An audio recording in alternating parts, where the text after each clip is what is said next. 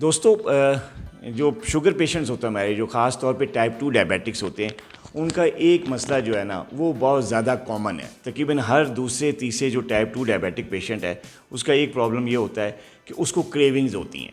ہم نے اس کا میٹھا بند کیا ہوتا ہے، کھانا پینا ذرا کم کیا ہوتا ہے، ڈائٹ کو کنٹرول رکھا ہوتا ہے، جبکہ ڈائبیٹک پیشنٹ کا جو دل کر رہا ہوتا ہے نا، اس کا معدہ اس کا دل کرتا ہے کہ وہ ہر وقت کوئی میٹھا کھائے. خاص طور پہ صبح اور شام کے اوقات میں ٹائپ 2 جو ڈائبیٹک ہوتے ہیں ان کو میٹھے کھانے کی کریونگ ہوتی ہے، جسے ہم کہتے ہیں میٹھا کھانے کا جو دل کرتا ہے، وہ کریونگز ہوتی ہیں.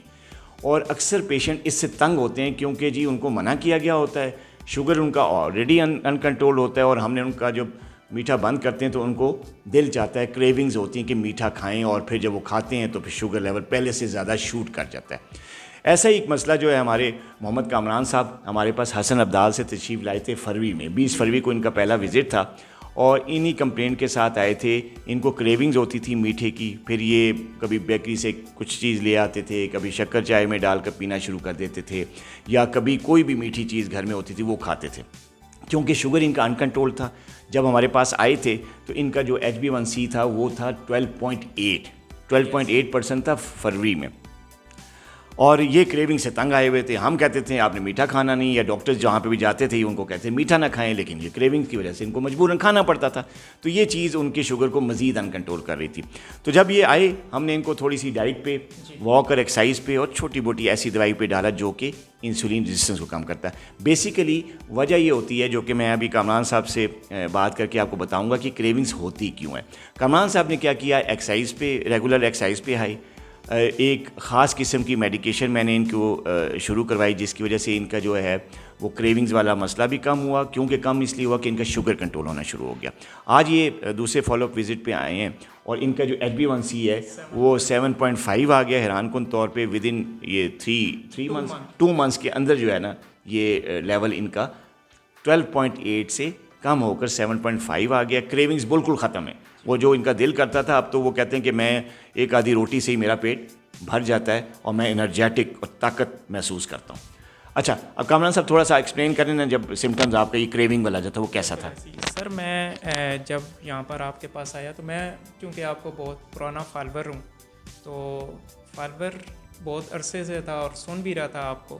لیکن مسئلہ یہ تھا کہ جس معاشرے میں ہم رہ رہے ہیں وہاں کھانے میں روٹی ضروری ہے اور چاول بھی ظاہر ضروری ہے. اور میں جب یہاں شوگر کا پیشنٹ تھا تو تقریباً مجھے بھوک بہت زیادہ لگتی تھی.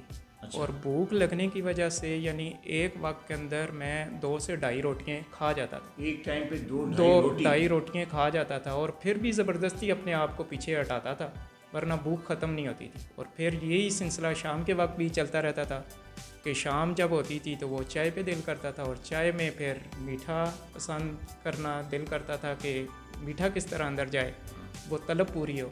اس کے ساتھ پھر وہ بریڈ لے کر آتا تھا یا بسکٹ لازمی کھاتا تھا، تب جا کر تھوڑا سا دل جو تھا وہ اس پہ راضی ہو جاتا تھا کہ چلیں. پھر اس کے بعد رات کا کھانا. تو آپ کے پاس آنے میں ڈاکٹر صاحب پریشانی یہی تھی کہ آپ کے پاس جب جائیں گے تو یہ چیزیں جب بند ہوں گی تو پہلے ہی وزن کم ہو رہا تھا، تو جب یہ اس سے روٹی سے پیچھے ہٹوں گا تو پھر کیا ہوگا. تو الحمدللہ جب یہاں پر آیا ہوں تو آپ نے جو آپ نے میڈیسن لکھی ہیں اور اس کو متوازن غذا کے طور پر میں نے ساتھ شروع کیا ہے. اور تیسری چیز جو آپ کی ایکسرسائز ہے یعنی واک آپ نے کہا تھا کہ 30 منٹ لازمی کرنی ہے، وہ میں نے ریگولر کی ہے. عید والے دن بھی نہیں چھوڑی. تو رمضان بھی پورا اسی میں آپ کی پلان کے مطابق گزرا ہے. تو کوئی جنک فوڈ یا اس طرح کی چیزیں بالکل نہیں کھائیں، اس پہ عمل کیا. اور الحمدللہ ایک ہفتے کے بعد یعنی اس سچویشن کے اندر چلا گیا تھا کہ بھوک بالکل یعنی جتنی طلب ہوتی تھی یعنی ایک آدھ روٹی کھانے سے وہ پوری ہو جاتی تھی. یعنی کبھی یعنی ایسا نہیں ہوا کہ اس کے بعد شام کو دل کرتا ہو یعنی چائے بنائی جائے، اس میں میٹھا ڈالا جائے، اس کو پیا جائے، یعنی وہ بالکل ختم ہو. رات کے وقت بھی ایسے ہی ہوا، یعنی ایک آدھ چھوٹی سی روٹی سے بھی وہ دل بھر جاتا تھا. سلاد کو لازمی حصہ بنائے تھے کھانے کا. الحمدللہ آج بڑا خوش ہوں جی یہاں آپ کے پاس آیا ہوں کہ اب وہ 7.5 پہ انشاءاللہ اس کو مزید محنت کریں گے، اس کو اور انشاءاللہ کام کریں گے. اچھا دوستو آپ نے دیکھا ہے کامران صاحب سے آپ نے سنا یہ بیسک وجہ جو یہ ہے جو کریونگز کی اور میٹھا کھانے کی اور 2-2-2.5 روٹی کھانے کا جو دل کر رہا ہوتا ہے، یہ یوزلی ہوتا ہے ہائپر گلائسیمیا میں.